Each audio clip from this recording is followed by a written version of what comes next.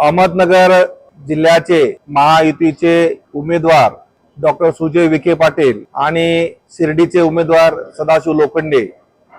यांच्या प्रचारानिमित्त रिपब्लिकन पक्षाचे राष्ट्रीय अध्यक्ष तथा केंद्रीय सामाजिक न्याय मंत्री रामदासजी आठवले साहेब महायुतीच्या जिल्ह्यातील दोन्ही उमेदवाराच्या प्रचारासाठी 10 तारखेला प्रचारासाठी येणार आहेत। या देशामध्ये मोदींना पुन्हा एकदा पंतप्रधान करण्यासाठी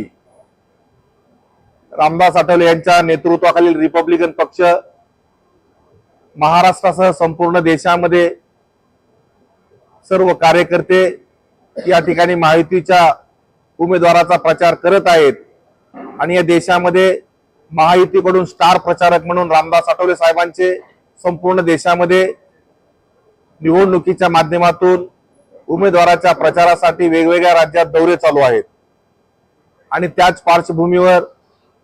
अहमदनगरचे लोकप्रिय उमेदवार डॉक्टर सुजयदादा विखे पाटील यांच्या प्रचाराच्या सभेसाठी